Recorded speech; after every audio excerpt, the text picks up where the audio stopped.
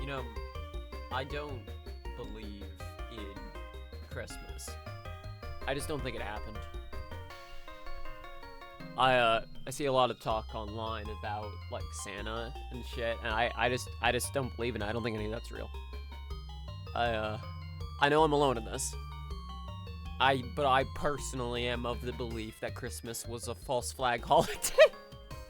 I can't keep going with this bit. People are going to keep calling me left-wing Alex Jones. How's everyone doing? It's Sheri. Alone this time, here just to gab for a little while about the games industry, because I've been thinking. Mic's kind of low, we'll fix. Thank you, bringing it in closer. That's one of the many things I need to replace before too terribly long is my audio interface. It's definitely losing power, and I have to keep turning the gain up higher and higher. If my microphone is the issue, then I can replace that too, but I really do think it's the audio interface. Yeah, we don't need any more straight frogs. We got too many of those. Ooh, another ice song. Nice. That just played on its own. Alright, let's jump to the IRL scene. Ooh, I forgot I also have the banner set up there. Right, okay. Let me get this set up in a way that isn't miserable. Okay, hopefully that's good. Let me know if I need to be even louder. Welcome to my little coffee corner. For today, we do very little, but gab and vibe about whatever. I want to talk about the Game Awards a little more because there was some shit I was too focused on playing Lunacid to say properly. I also just want to talk about the industry in general. But if anyone also has other topics they want to bring up that they feel like I might have something to say on, go for it. I'm just getting the camera set up in a way that's a little more logical. Okay. So, I've talked about this before, but I believe that I think I'm morally opposed to what the Game Awards is trying to be. To this idea that there is a correct way to make a video game that should be rewarded for doing it right, rather than the individual things that make games compelling as art to certain people are inherently going to hit differently. So, really, the Game Awards feels like the success of something that's the most broad. It is encouraging broadness in games, encouraging games to try and be more accessible to more people in a very literal way, as in there are more people playing the game than otherwise would be, because it is not specifically off-putting to any one individual. My hair is very curly today. I like that. If my hair could be like this all the time, that would be what I want. But I also have to acknowledge that this year's Game Awards were, as far as Game Awards go, pretty good, which means it's probably gonna stick around for a while longer yet. Because there was a real chance if this year's Game Awards completely fucking sucked the moon right out of the sky, there was a chance that they were just gonna be like, you know, maybe this isn't worth it anymore. Maybe we try pursuing this another time, a la how E3 just sort of stopped. But I think we're gonna keep getting them because damn if it wasn't successful. Hang on, I really need to zoom in more on the parts of the screen that are where I'm actually existing. There we go. Yeah, I can frame this right. Oh, also, I don't have stream labels open. I don't know if I need stream labels open, but because at this point, the Streamlabs applet that I have is like dead. It doesn't exist. I don't think you can even download this anymore. You think that you're just not all that compatible with the Game Awards yourself because you tend to stick playing a few games during like the big new releases very often. I've only heard of a couple nominated Game of the Years and played none of them. I will say Balatro is good. I really enjoy it. I also think it's actually, I'll save Balatro talk for later because I do want to talk about that for a little bit. I think a lot of people forget that there is a more general market of games that is being reached by games that normally wouldn't get that far. like, there are quite a lot of people did play Black Myth Wukong. It hit a general audience. That is impressive for what feels like it would be a very niche game. It did hit a general audience. It like crossed over into the same audience of people who like got into Elden Ring because they heard it was a big deal and because they heard Tolkien was in it. The kind of people who normally play like the shooty game every year, maybe an RPG every now and then. I know there's some gamers out there who like only play the new like Dragon Age when it comes out, or like only play the new Diablo when it comes out because they've been dedicated since the first one. Yeah, you know, actually I will talk about this now then, because I do have something to say about that. I think Balatro does a pretty phenomenal job of scratching the gambling poker itch in a way that makes me not want to play poker, but makes me want to keep playing it or other video games. And that's great, because it doesn't actually, it's not real gambling. It is the motions of it. It almost feels a little bit like deprogramming from liking poker so much, because that's a fucking problem I have. I really like Texas Hold'em. I really enjoy playing poker. I love social games where part of the point is trying to read your opponent. I think that's great. But the mechanisms of gamifying the card drawing itself is a mechanism that can't really exist as much in Hold'em or in poker. So it creates a new depth that I am seeking instead. See, that's my fucking problem, Sophia, is that I will get invested into a particular match I'm playing, and then I am the jackass who suggests, why don't we put some money on it? And I don't like that about myself, but I fucking did it every time. And I realized that, I have to take myself out of this, out of, like, playing card games with friends, because I will inevitably be like, hey, let's make this more interesting. Like, if I know I'm that person, I have to stop myself from doing that to other people, too. I think I zoomed in the camera a little too far. I haven't given myself too much room here. The Luigi minigames in Mario 64 DS. That's right, there was a bunch of Luigi card games. When I was a teenager, I played a lot of Poker Night at the Inventory as a... I think I first got into poker because my grandfather, if memory serves, my Grampy Bob, got me into it. So thanks for that, old Grampy Bob. Appreciate it. Love you. You're legitimately fantastic, man. This is my same grandfather who will take any opportunity he can get to tell you about the time that he had a stroke, specifically so he can set up the punchline about, did I tell you about the other time I had a stroke? I love him. Anyways, we were talking about the games industry. Balatro, yeah, the gambling thing.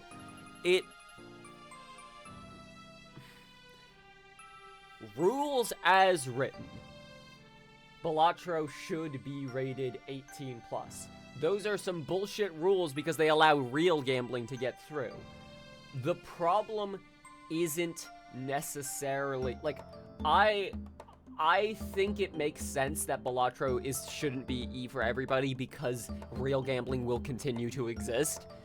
And it is aestheticizing it in a way that could make people who otherwise wouldn't be susceptible to wanting to play it at a young age maybe be interested in playing it. So I could see it being rated like E10, where the equivalent therein, by Peggy, which is what, like, I don't think it's 10, I think it's 12 and up. Am I wrong about that?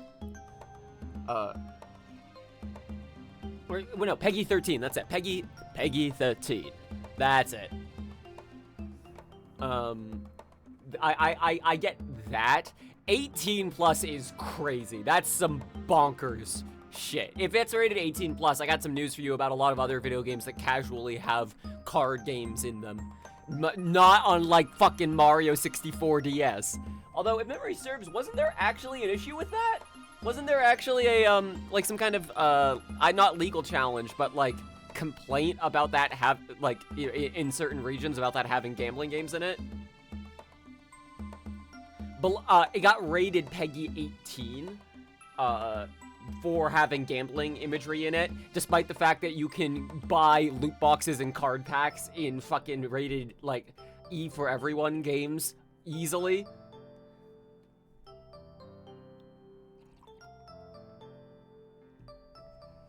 Yeah, that's the same place I'm at, Square, where I agree if you're going to be showing gambling imagery, there should be a certain amount of aging limitation on it if you're going to be, like, on purpose aestheticizing and glorifying the imagery of gambling. But I think 18 plus is too much, and allowing microtransactions in games that aren't even PEGI 13 is fucking crazy. Pearl and Platinum in Germany had the game hall axed. Yep, that's very common. The gambling halls in Pokemon games usually get removed. Yakuza 0 is rated R for intense mahjong. If memory serves, it's the mahjong, but also they were already kind of pushing it with some of the violence. Yakuza 0 specifically, I think I might be wrong about this, but I think I'm remembering that there are some cutscenes that are so visceral and brutal that there were certain regions like, we're not sure if we should show this, actually. But that game is so fucking long, I can't remember specifics. Let me take a look real quick, how many hours I have in Yakuza 0 specifically. I have 100 actually, that's not as many as I was expecting. 110 hours in Yakuza 0. For reference, I played most of the Yakuza games I played on console on my PS4 that I don't have anymore. So for reference, 110 hours in Yakuza 0, 58 hours in Kiwami, which is interesting because that's the one I actually 100%ed, if memory serves, or not 100%ed, but at least did every single sub-story and beat them on. Yakuza 2, I have 64 hours in. And then 3 and onward, I played on console. But Like a Dragon, I have 92 hours in, and Like a Dragon, Man Who Erased His Name, 56 hours, and Infinite Wealth, we're still playing it, we haven't beaten it yet, and we're at 123 Hawaiian hours. Holy fucking shit.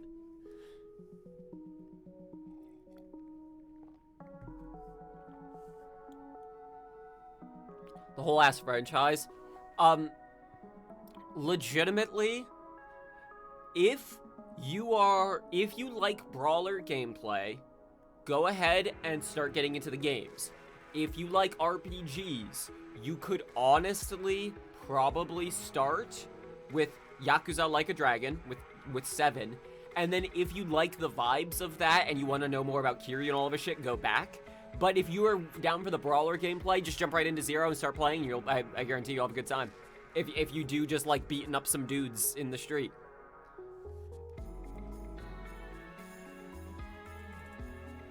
Like legitimately, the thing that got it's so interesting. I think a lot of people in the modern era have done exactly the opposite of this.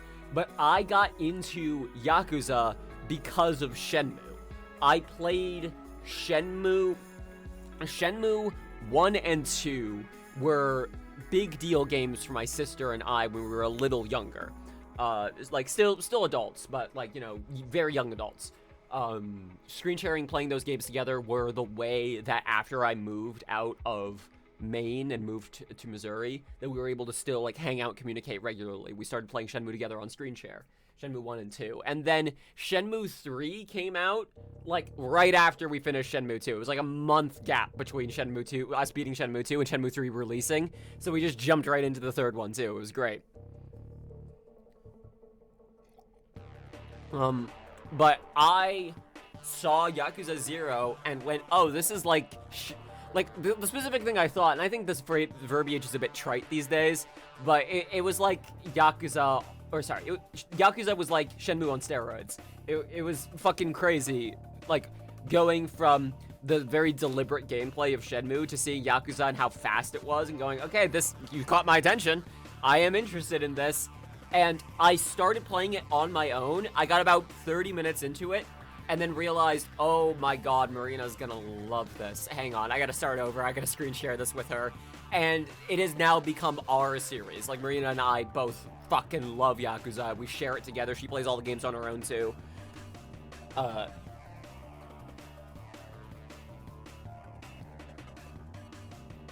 See, there is nothing wrong with enjoying the games that you enjoy. And I would argue in the case of Payday 3 Square, you are in a position where it makes more sense to try and enjoy it now while there's still a guarantee it will still exist. Because I would not be surprised if in 365 days time we are talking about Payday 3's end of life.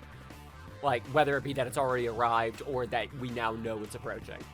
It makes sense if you want to enjoy a live service game to enjoy it while it still exists.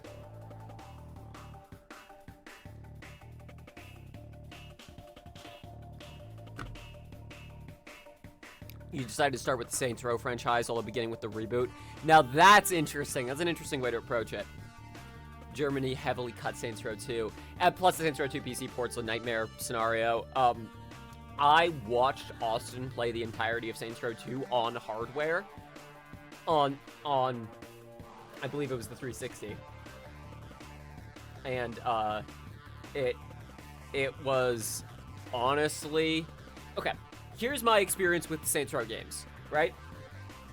Before I had ever met Austin, I had played Saints Row 3.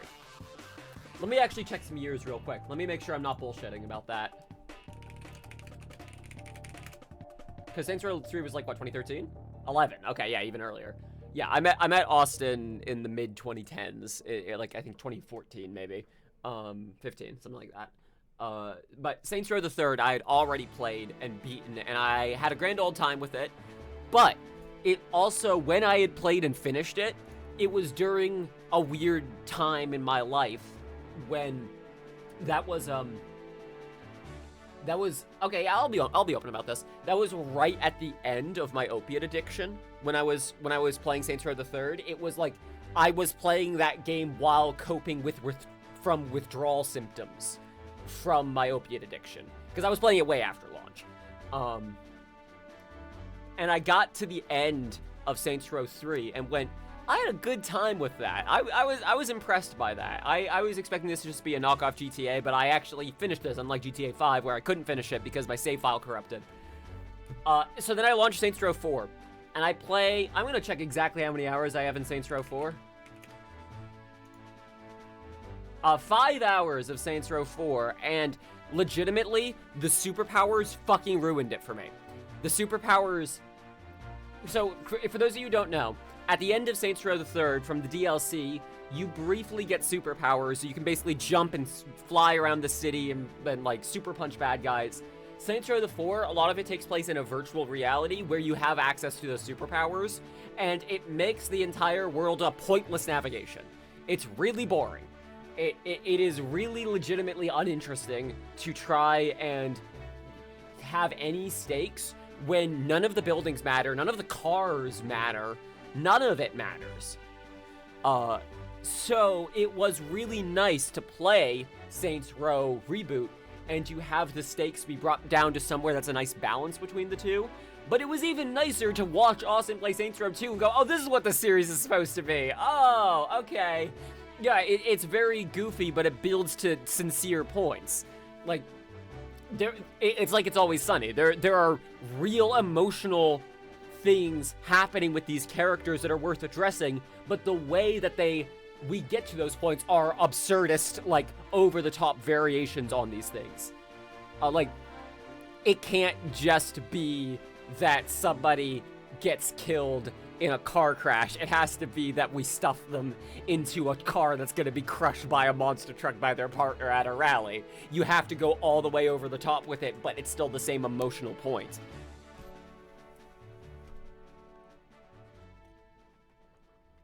I still think the big win of Saints Row 2's tone is that it's super goofy, but every character plays it super straight rather than... Yes!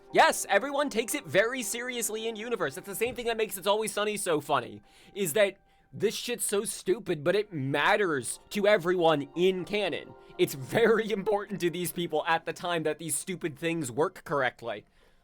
And that's ultimately why Saints Row 4's tone fails and Saints Row 3's tone, like, is kind of all over the place. Because when Saints Row 3 is sincere, the times that it's sincere, barely, it really did feel like...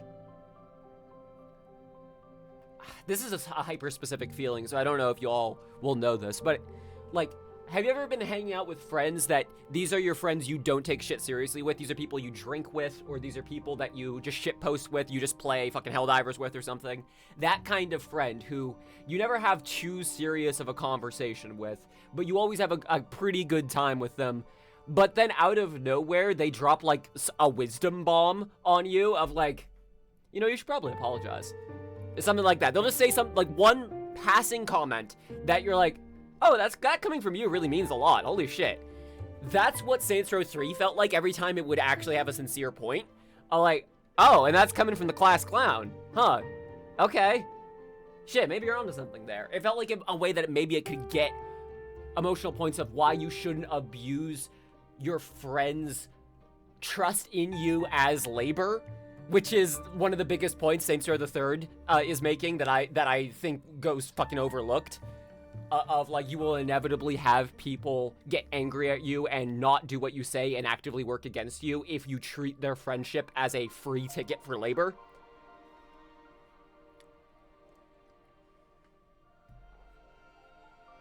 Yeah, by the rest of the tone of the game being so silly, when it actually has a point to make, it felt like, oh wow, okay. Versus Saints Row 2, where the stakes are always heightened, but way lower than Saints Row the Third's. So it can still, like, it's not too ridiculous to not take seriously.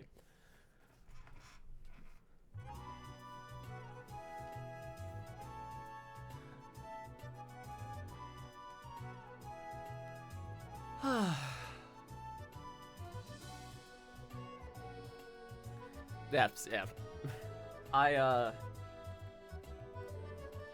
I think certain games,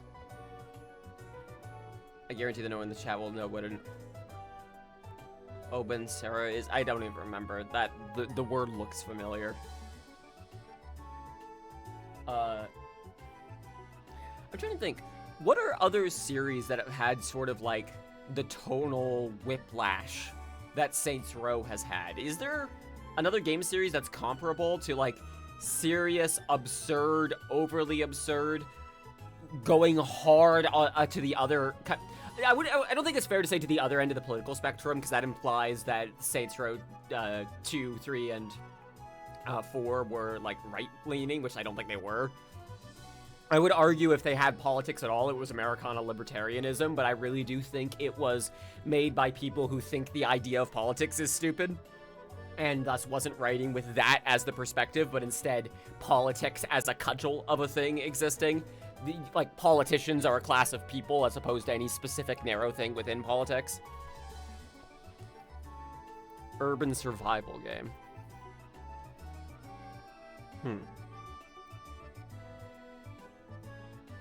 See, you would have piqued 14-year-old Sheri's interest right there and then. Fucking loved watching people play DayZ, the mod. Never got to play it myself because the computer was bad, but...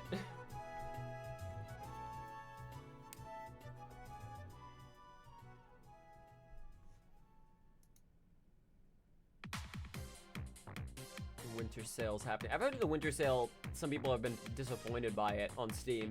How do y'all feel? I'm actually curious about this.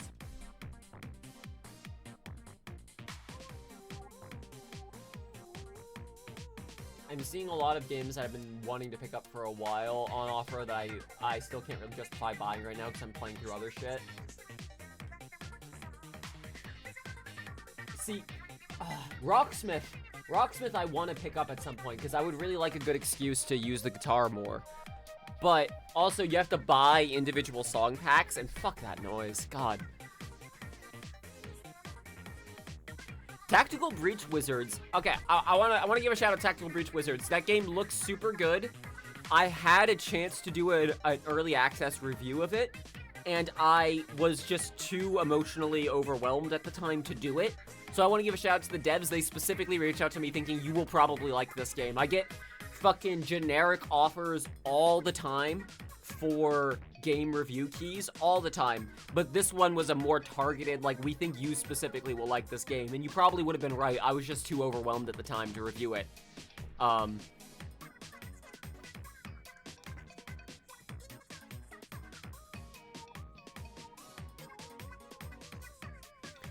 Cruelty Squad would be one I would play if it wasn't visually overwhelming.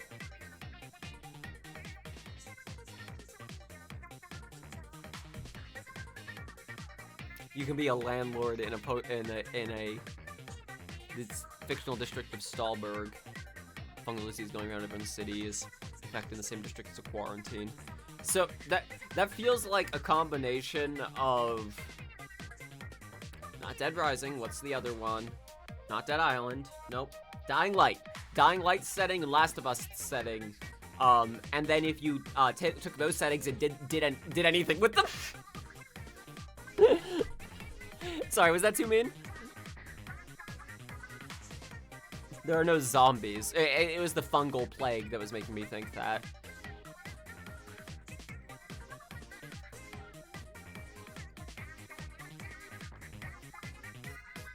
It was very funny to watch,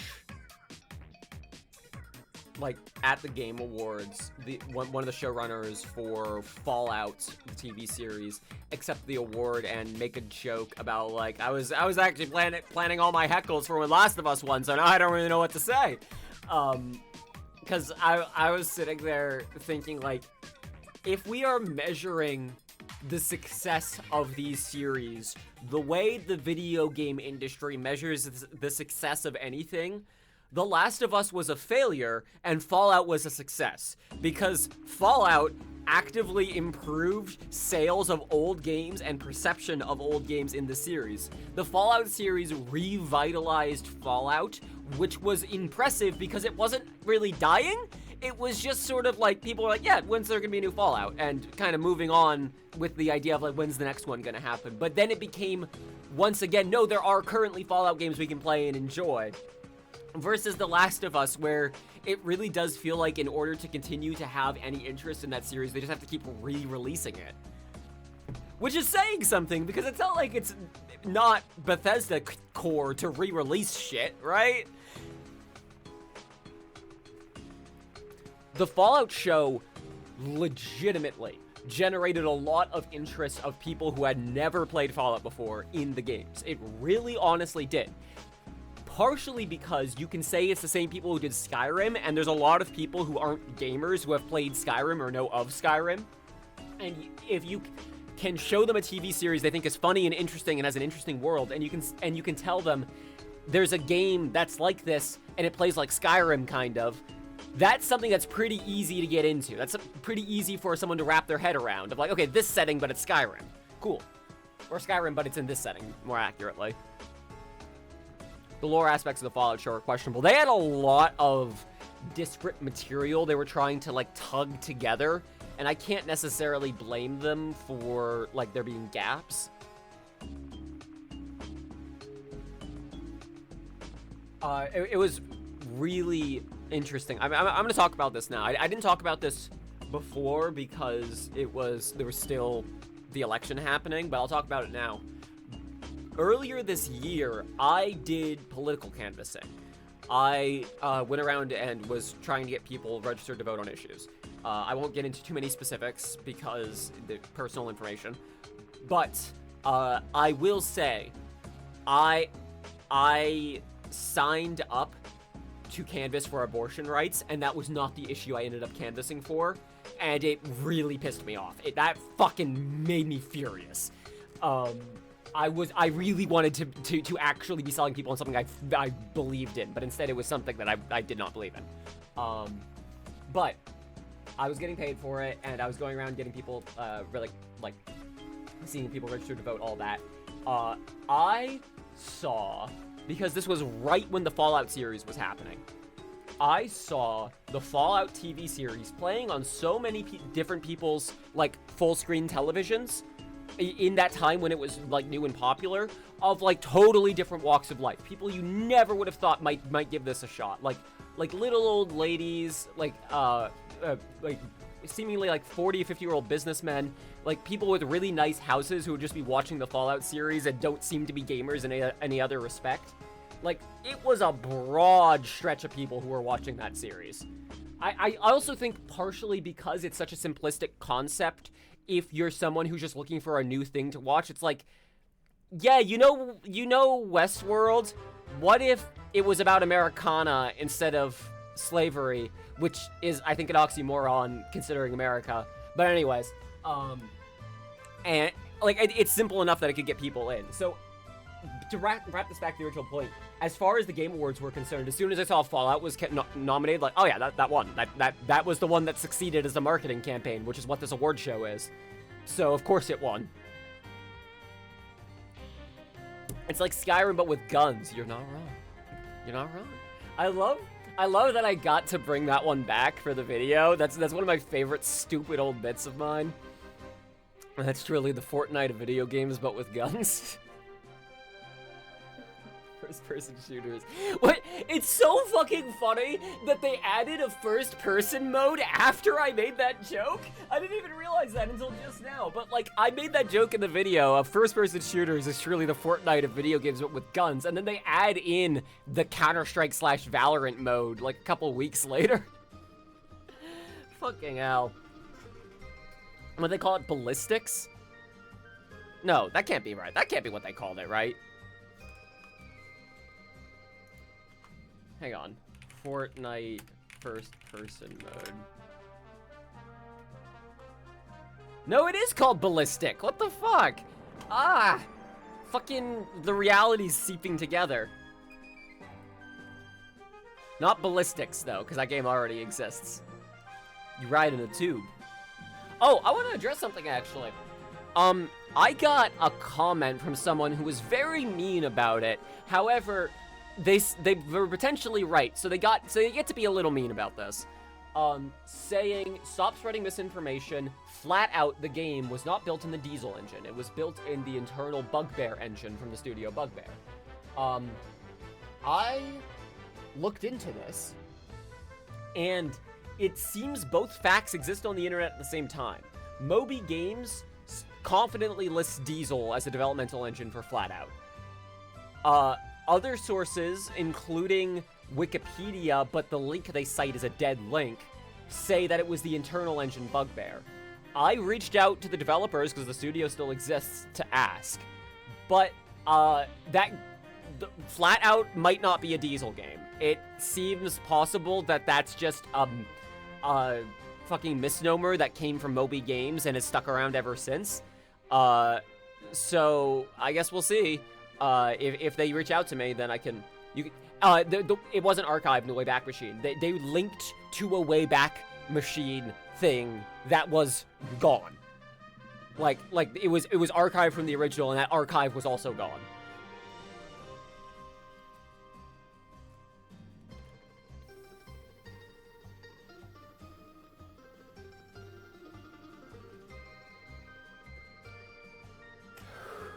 I don't have an algorithm. Okay, well, that's not true. Everyone has fucking algorithms looking after them. But I use DuckDuckGo as my search engine, and I have everything set to just be like fucking baseline results based off of my search terms.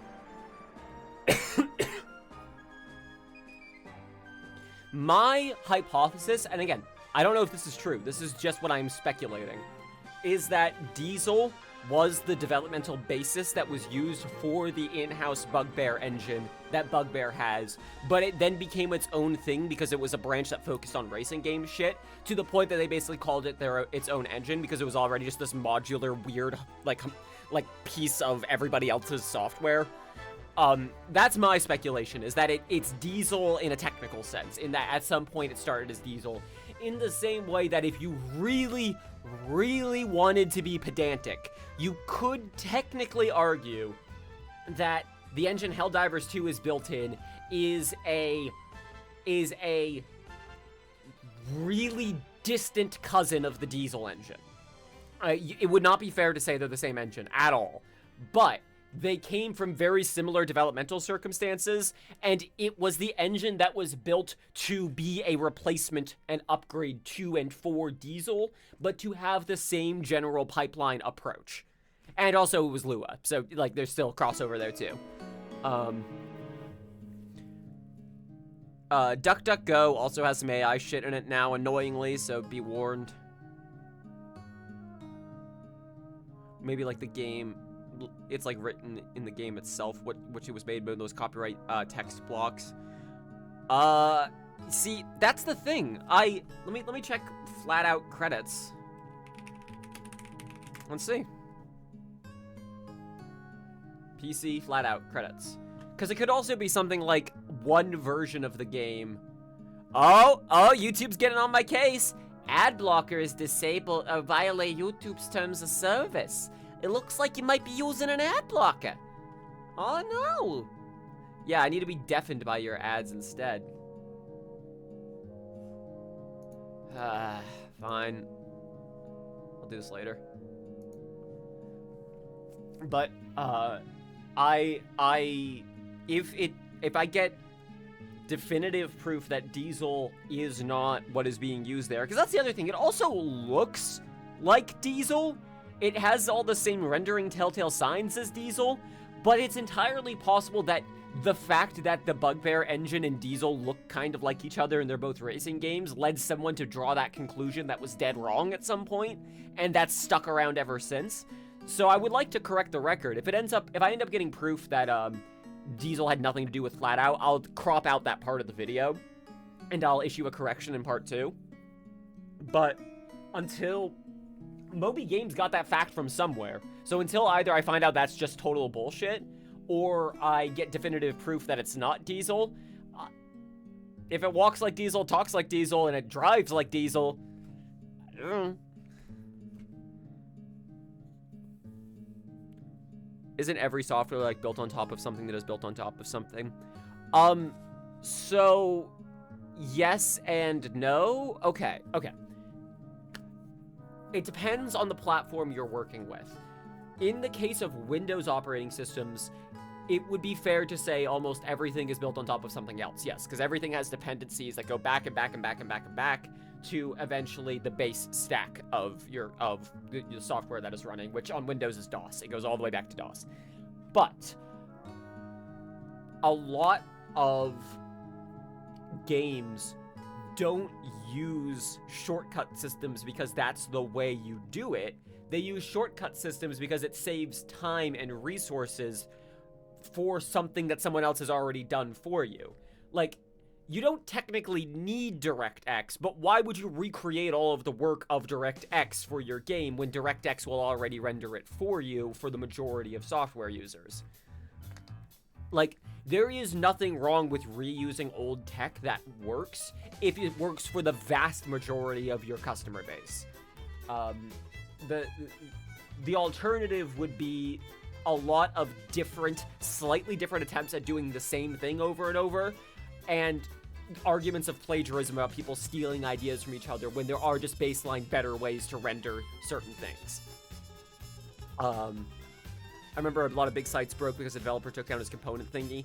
Yeah, XKCD made an excellent comic about this at some point that had a visualization of something a la like Jenga. Think Jenga, but as big as a house of cards made up of all kinds of different blocks. And then there's this one fucking foundational tiny little block that is like a specific code base that is a hook that allows... It doesn't matter what it is necessarily, but there is, like, it's just the abstract of this is the connecting bridge that makes this old piece of software talk to this new piece of software, that if that were to break, everything breaks. Yeah, that is true.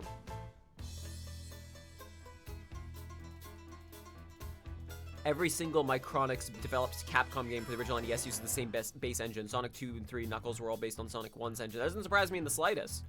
Like, why recreate work if it already functions? And then you have games like Balatro that are like, well, I don't need to recreate that much work because it's such a visually simplistic thing. I can just do it all myself in one fucking stack. So funny.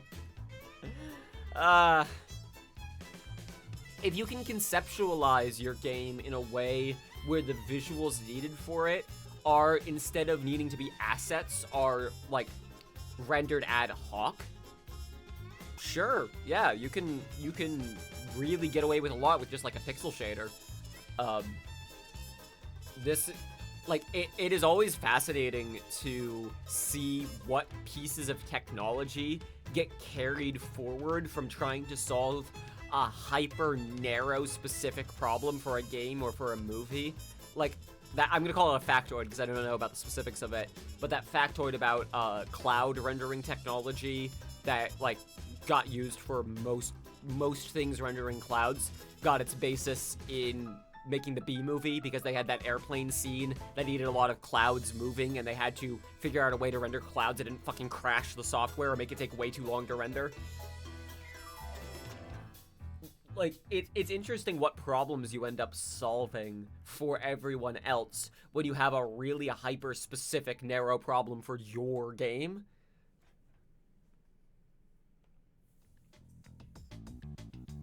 It doesn't matter if it barely functions, if it functions, if it does the thing it needs to do. Like, if you cannot operate it outside of its normally expected parameters anyways, unlike a PC game where you absolutely can.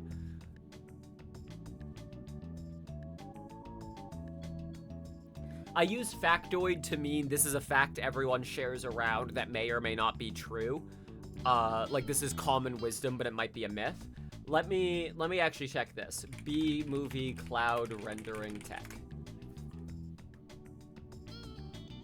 Oh, goddammit, cloud rendering?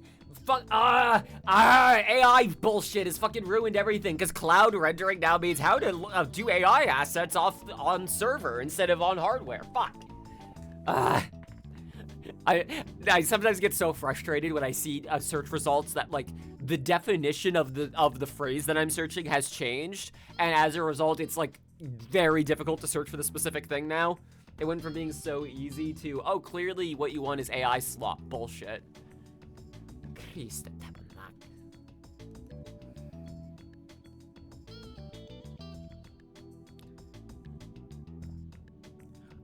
Sophia, I would say that's a two-way road. I think that's a two-way road. I think 3D animation is something that once you learn how to do can be applied to a broad range of types of media that you are creating, right?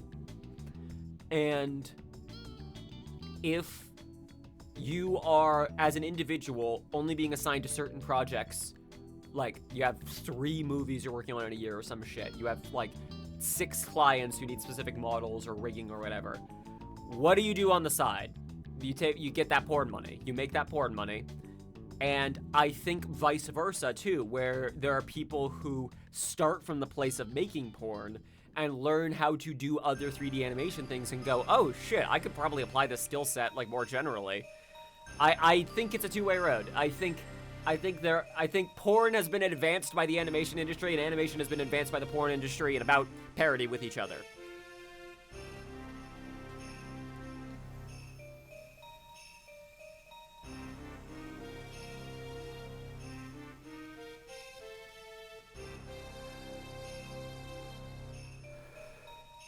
Before 2020 modified. Not a bad idea, you're right.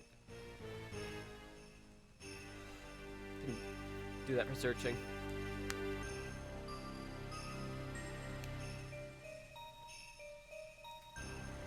Interpolation of the information that you want the player to have is, I think, a ground-up design approach that more games could have.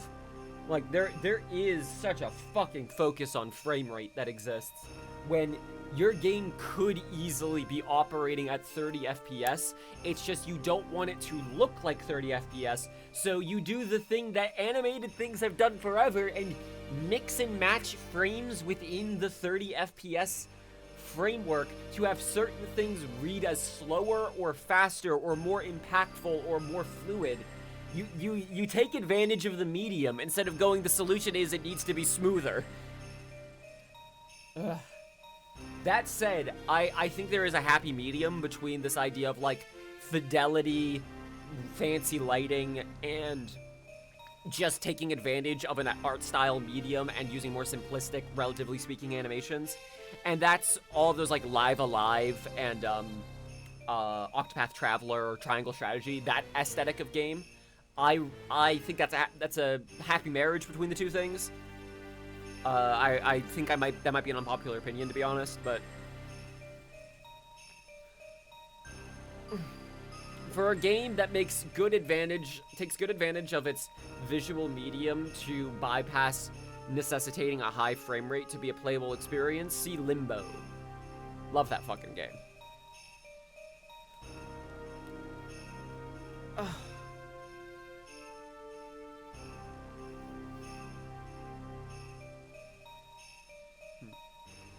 I'm getting all of these ice and, like, wintry tracks just by default. It's great.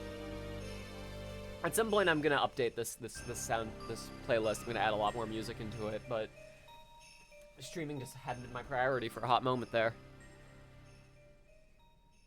Oh, they put out a new TF2 comic? Oh shit. Neat. Way I see it is if you still got art and stories to tell in the universe, tell them. Fine. Especially because Valve seems to be... I think this is the thing you're going to see a lot more game studios doing going forward, is pivoting outside of the mediums of games to things that are still entertainment mediums that have kind of gamified tech elements to them, but aren't necessarily just games, like multimedia apparatuses. I would not be surprised if Valve got into, like, we want to do, like, interactive storytelling things with some new technology that comes along, whatever it may be. Because that's always been their bag, is doing tech showcases through games. So if they're just putting out a comic for something, that tells me they just wanted to tell the story. Because it's not like they need to fucking advertise TF2 anymore.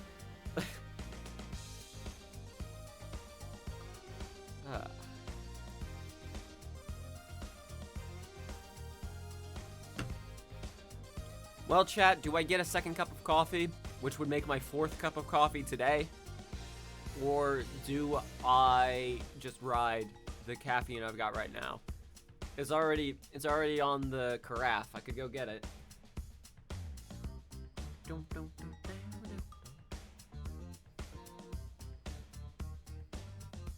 Paradise Killer. Magnifique game. Fantastic game. If y'all have seen the new game from the developers, from Kaizen Gameworks, Mascots. Oh god, what is it called? Let me just search Kaizen Gameworks.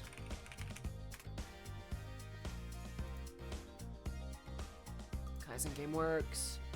Promise Mascot Agency, there it is.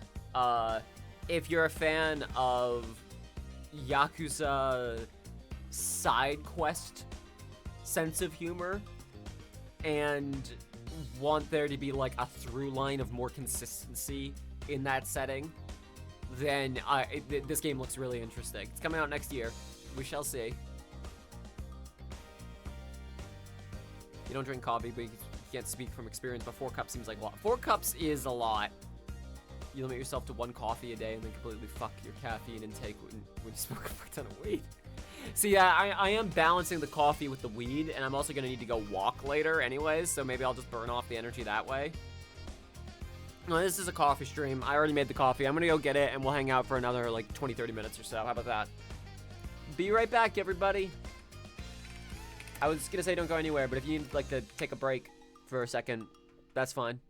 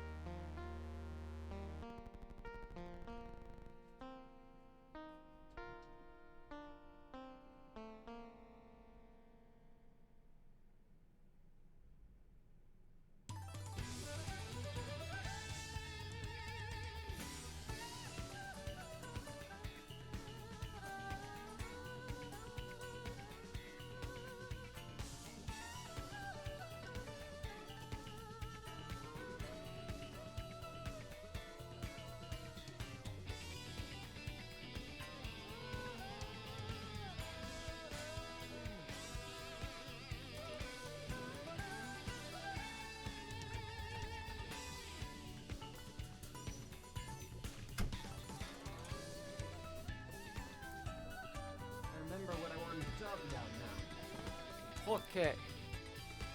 Okay. I am back. Welcome back. I don't know, but that's the wrong one. That's also the wrong one. Took us a while, but we got there. Okay, I remember what I wanted to talk about now. I've been thinking a lot about how much my music taste has been informed by the games I played growing up. Of how I got first introduced to OK Go by SSX on tour. And I think that's also where I got introduced to the Hives. How I got introduced to Jimmy Eat World by Tony Hawk's Underground 2.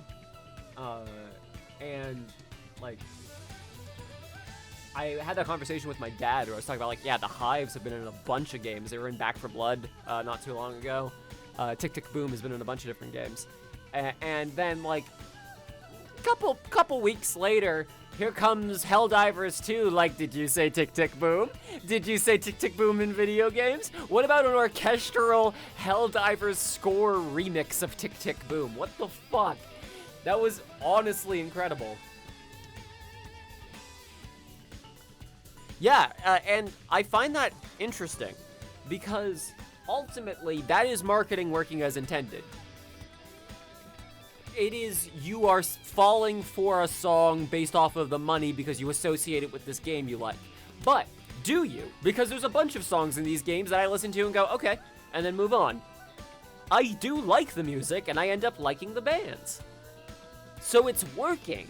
I'm being exposed, like, this is where marketing gets really frustrating because I don't think it's morally wrong to introduce people to a bunch of bands, have them like some of them, and then go on to listen to some of them, even if that is financially the goal, is to do a scattershot of different music genres in a video game for needle drops.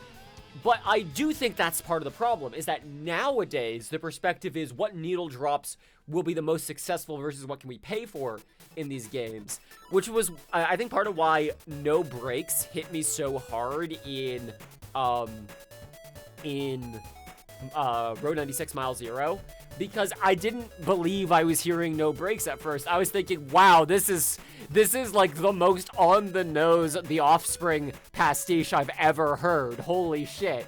And then I get to the end and I'm like, wow, that sounded so much like The Offspring, I was convinced it was. And Austin is staring at me like, that was The Offspring. What? Oh, wow, holy shit, they did a needle drop.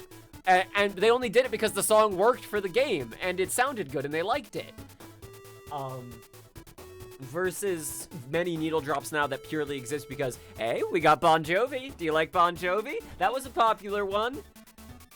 But also, at the same time, Crime Boss has connected a song I wouldn't have heard if it wasn't for Crime Boss. I don't know how I never heard it before, because it's great. But I guess I just was outside my dad's like genre house, listening to music on the radio growing up.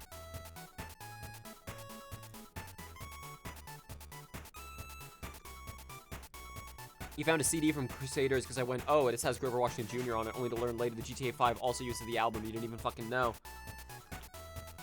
Yeah, I've definitely had that also happen, where I will get into a band separately and then hear one song that'll be like a landmine in my mind where I'm like, where have I heard this before?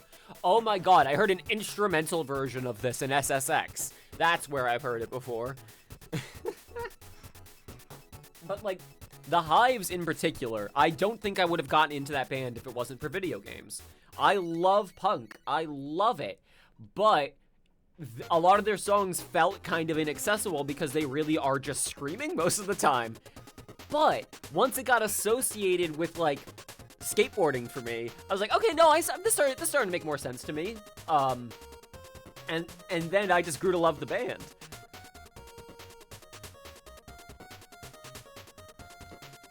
Let me look up, because Tony Hawk's Underground 2 was the game that I, in particular, had, like, it had a music mode in it. You could just play the songs, and you could make playlists, and you could even set genre playlists of, like, give me just rock songs, just punk songs, just pop songs. And I would play it overnight on my old CRT TV to listen to music overnight. Like, so I had that playlist is burned in my fucking brain. So let me see what songs, what bands I got into because of Thug 2. Underground 2 OST, or not OST, music list.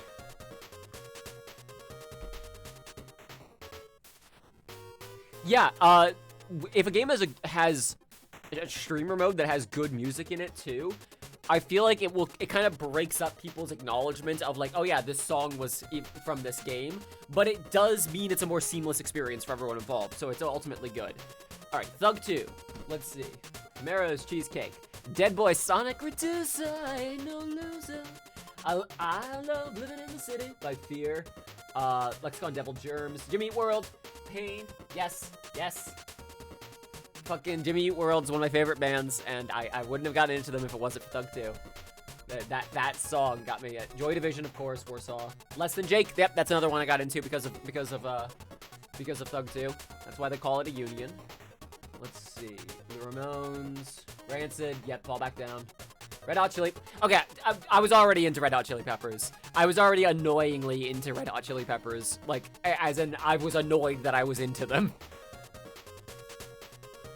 High Anxiety. Yep. The Explosion. Here I Am. Fucking love that song. Love it. Unknown Soldier. Let's see. It's so funny what they consider punk. Like most of that I agree with, and then you have fucking like Fall Back Down. I don't know if I would call that a punk song necessarily. It feels like ska metal. Oh god, is that what punk is? No, hold on, wait, no, that can't be right. I refuse to accept that. Shit, no. Punk can't just be ska metal, that can't be right. No. Okay, I feel like I'm having a crisis of conscience right now. Oh, Iris, you're so mad. End of the World, Living End. Great song. The Doors. Metallica, yep. Johnny, Ring of Fire was such a funny pull to be in Tony Hawk. Legit, that was such an interesting song to put into that game. I'm really glad they did, because I have such distinct memories of every time that song would come on. Like, I would lose the rhythm I had while I was playing, because it doesn't sound like any other song in the game. I would, like, if I was balancing on the skateboard, it was just like, and plop, fall over.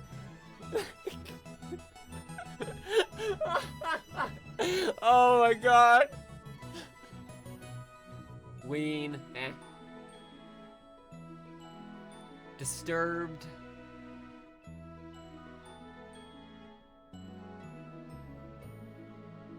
Also, yeah, That's Life being in it too. Sinatra, it's the same vibe of like, wait, what? Why is this here? But also, don't stop playing it. I'm gonna listen to the whole song, but let's see. Now hip hop. No Jumper Cables. Atmosphere, Balance. Fucking great song. Excellent song. Trying to find a balance. I'm trying to strike a balance. I forgot Rapper's Delight is in that game. What the fuck? Hang on. I actually don't remember that being in that game. Was that like on the PS2 version? Because I had the GameCube version. Was Rapper's Delight? No, I'm remembering it now. Okay, yeah. I think at least. That feels right.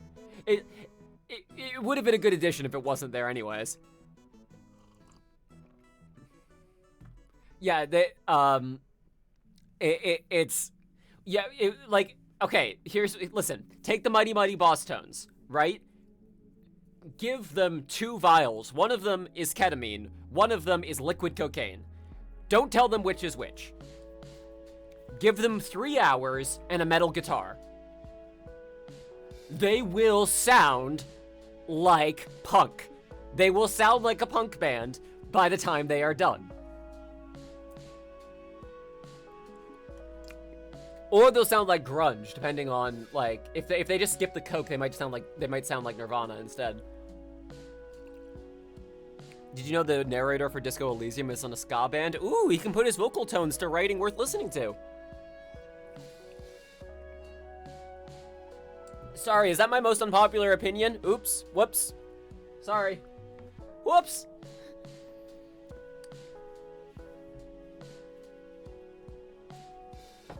That guy is great. He has a fantastic voice.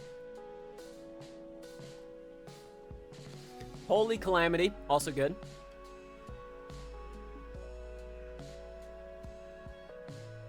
Not gonna lie, you don't pay much attention to genres. There are 3 categories of music, which are bangers, bops, and stuff I'm not into. I keep my mouth shut about Disco Elysium because if I were to complain in a public forum about it too much, I would be doing the thing I would want to be criticizing it for, which is promoting infighting among lefties as being a very normal, basic part of the discourse, which is very irritating to me. It's like someone took all the worst parts of Timothy Leary. Never mind. Nope, backing up.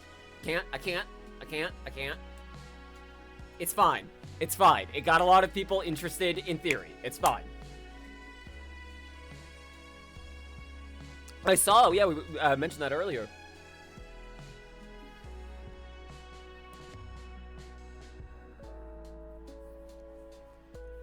Soul Brother, excellent. Ego tripping, I think I remember that.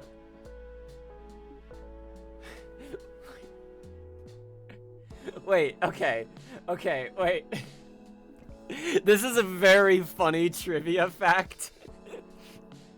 Fun fact about Tony Hawk's Underground 2. The audio files for Bombs Over Baghdad by Outkast are in the game, but are unused. Meaning, okay, it was in one of the earlier Tony Hawk games, if memory serves, but there was a decision at some point made for B.O.B. is not going to fit the vibe.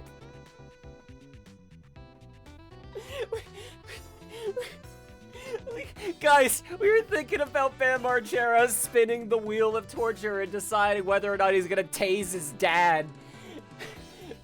And we think maybe playing Bombs Over Baghdad here would be a little much.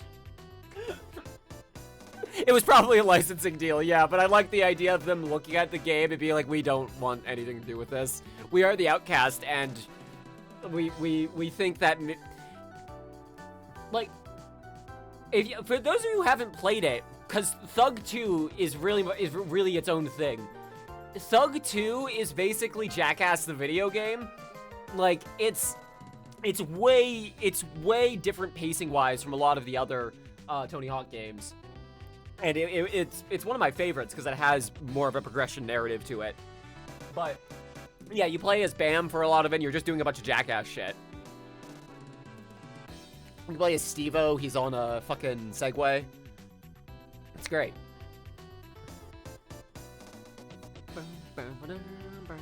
So, Rivals of Ether 2, huh? Hang on.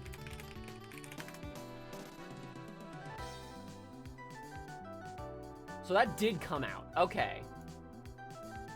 Or is... No, that did come out. That came out October this year. How's it doing? Anyone played it? I'm looking at it right now. It does look like it does look like it's in 3D now. The reviews are good. Rivals of Ether 2. You know, Furry Smash Brothers.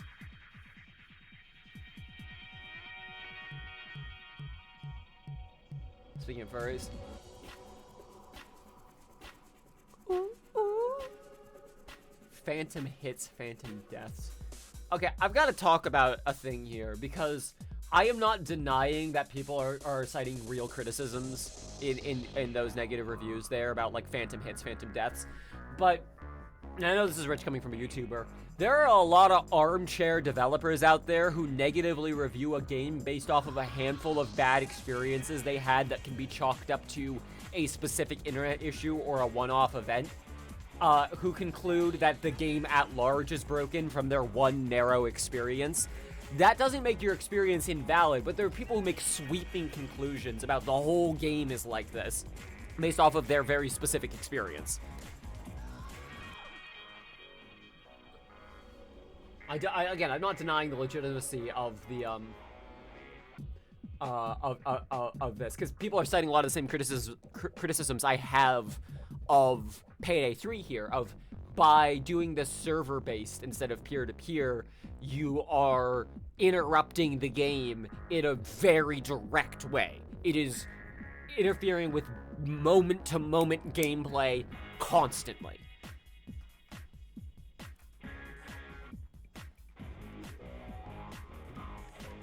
You're never too interested, you just want to play Smash, but now nobody wants to play Smash. I wonder what happened. Is it really just that people kind of moved on? Because if so, that's fine. But it almost feels like the hype got killed. Okay. It would not be fair to say that Smash Brothers hype was killed by there being sex pests in the fighting game scene, but it certainly didn't help. It's a lot harder to keep being excited for a thing when you find out, like, every fucking 8 months that there is another sex pest in the scene. And, like, people get burned, man. It gets real fucking frustrating to want to invest in something like this when you keep being burned over and over.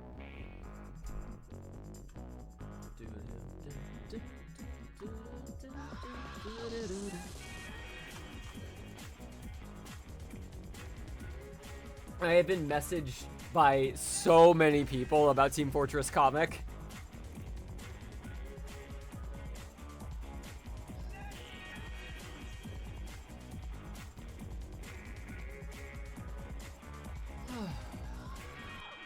Naturally. Yeah, I'll probably reinstall Team Fortress 2 when I get back from Christmas trip, and keep playing it. I should play Deadlock. I really should try Deadlock. I've got it thanks to Kraz, and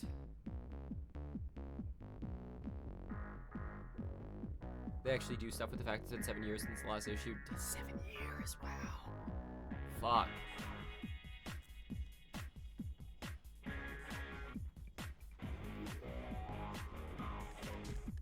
Hey, that's not a bad game to be invested in, Tetris. When there's a base game flow that just works and will continue to be that specific way forever. Unless, you know, they fuck with it, which is always possible. Sometimes there's a good reason to fuck with it, though. Sometimes you should fuck with it. When the comics were first announced, they'd say they'd be bi-monthly. I've got a new strategy. It's called never announce when anything will release ever. If you have a roadmap, don't. If you have a release date, no you don't. Stop doing it. Don't do this to yourself. You can't predict what the world is going to do to you between now and then. Get release dates done. Release windows on thin fucking ice. Dropping shit when it's ready and actually good to go. Mwah, new shit. That's the new shit. You can't always just fucking, like, bombshell drop something for it to be successful. Not everybody's Toby Fox. But it is... There are so many games to be excited about right now. There are so many games to be disappointed by right now that I think developers would be wise to acknowledge when there is a limitation and not overcorrect. By which I mean, don't announce your game just because you're terrified that if you don't get some hype going now, no one will care when the game releases. If all you are doing is make people go, oh, another game that's not going to exist for 2 years, whatever, and then not pay attention to it at all. That is the reaction a lot of people have to preemptive announcements of hype for games and for media in general is, why should I care about this if it's not coming out for another 2 years? Unless there's already something I can care about. Like, if it's a new entry in a franchise that's already existed for a while, that's one thing. Because people can be like, oh shit, it's the next one. I can play the current one until the next one is here. It's another when you're like, we're gonna be the next big thing. No, you can't try it yet.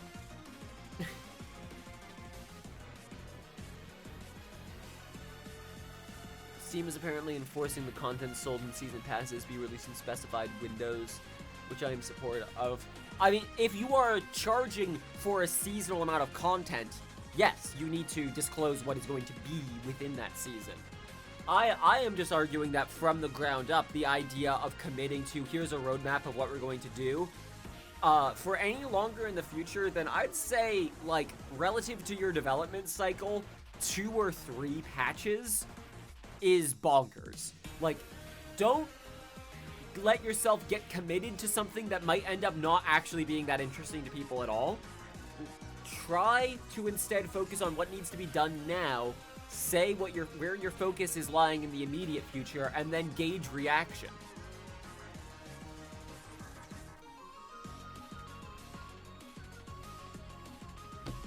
I guess the temptation to sell a season pass preemptively of content is so high, because it's an immediate revenue boost from whales, that a lot of games trap themselves into having to make a roadmap as a result.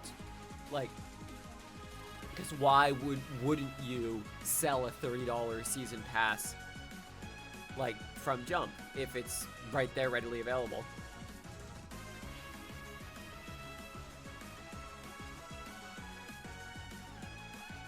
I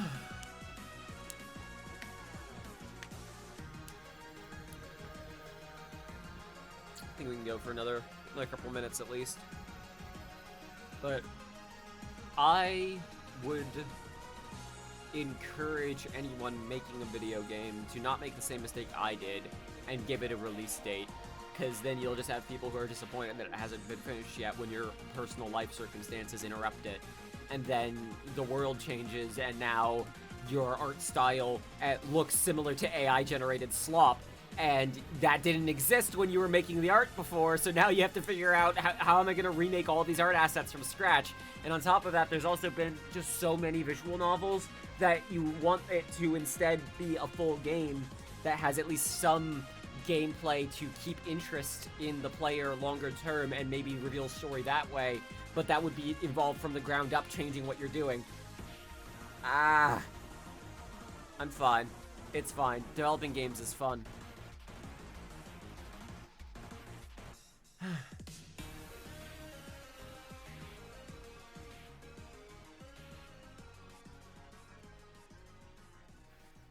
You know what? Maybe we are approaching the end of the stream. Maybe this is the natural conclusion to things. Maybe the end of all things is Snake Eater.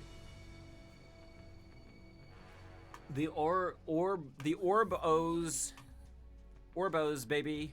Snake eat tail. Snake eat tail. Orbos. Thank you all so much for putting up with me. I'm really glad to see you all still have interest in what I do here. No, yeah, I'm being a shitposter. Yes, the Ouroboros. I am being a shitposter calling Orbos.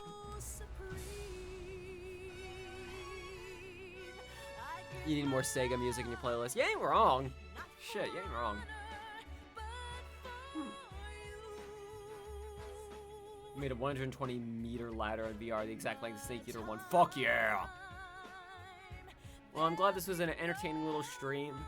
I don't think there's gonna be one tomorrow. I don't think we're gonna be doing Apollo Justice again until after Christmas. Just because schedules aren't lining up right now. But we are gonna do another Saints Sunday. It might be the last Saints Sunday, because quite frankly that game is very difficult to stream, but I can at least talk about it a little more. Really, Saints Row 2022 feels like more of a candidate for a future video than it does for a stream, where I can explain what's wrong.